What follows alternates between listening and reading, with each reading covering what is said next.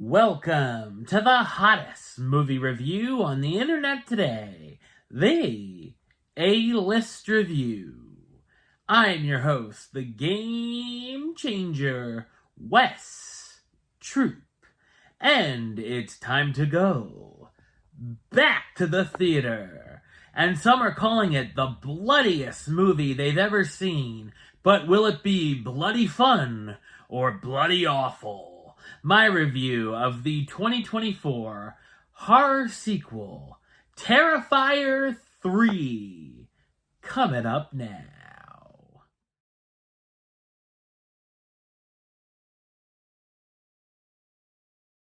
Art the Clown is set to unleash chaos on the unsuspecting residents of Miles County as they peacefully drift off to sleep on Christmas Eve. So what did I think of Terrifier 3? I thought it's a crazy and gruesome supernatural slasher film. It's written, produced, and directed by Damien Leone, who's also known for directing All Hallows Eve, Terrifier, and Terrifier 2. This is my introduction to this series, as the other films have evaded me for one reason or another. I've heard the stories about viewers walking out, throwing up, or passing out in theaters, so I prepared myself for pretty much anything here. While I certainly didn't have any of those reactions, if you're squeamish or not a fan of gory films, you won't want to touch this with a 10-foot pole. I'd probably recommend to watch the first two films before this one, as there is a continuing story, but after a quick internet search, I got the gist of it. The film's story dives into supernatural elements, but kind of skims the surface on the information it gives us, needing to explain these weird ideas a little bit better, and I heard it basically is the same in the previous film. It kind of felt like they're flying by the seat of their pants here. Terrifier 3 is really a tale of two films. Of course, the latest antics of Art the Clown, and also seeing Sienna Shaw, a survivor of Art's last killing spree, dealing with having survivor's guilt and hallucinations. It definitely feels like a throwback to 80s slasher flicks, and the fact it had a $2 million budget is impressive. We see Art come back to life after he had been killed in the previous film in an interesting fashion.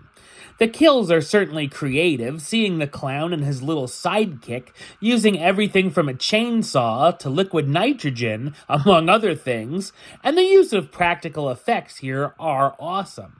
It's one of the bloodiest and goriest films I've seen in a long time, with flying body parts, buckets of blood, and extreme violence.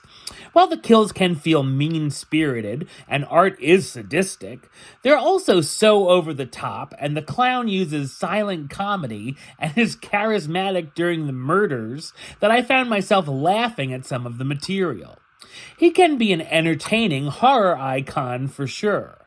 I will say some of these kills go on for an eternity, and Leone really needs someone to reel him in sometimes.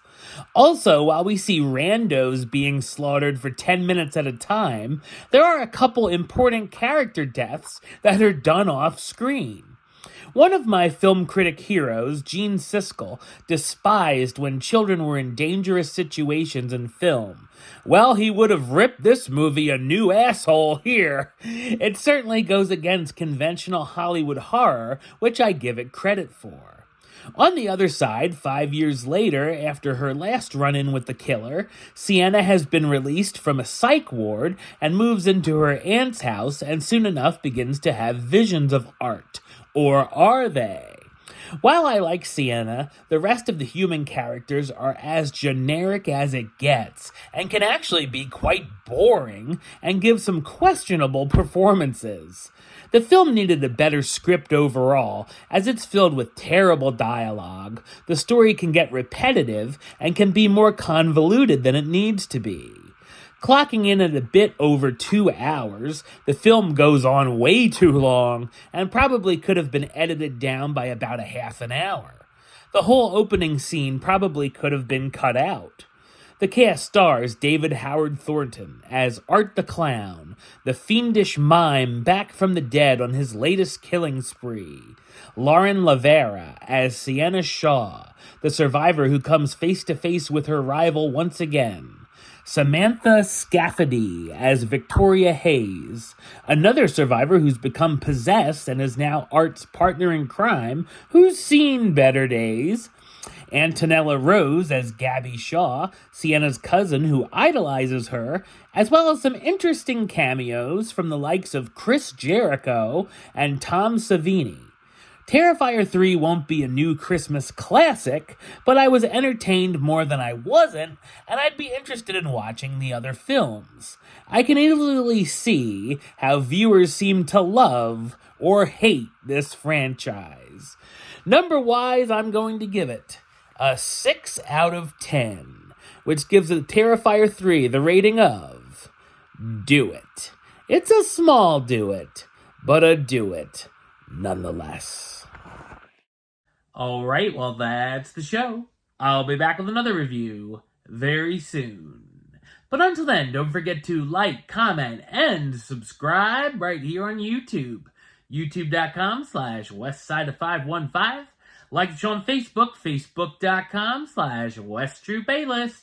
And of course, you can follow me on the Instagram and Letterboxd at WesAList. Until next time, Troop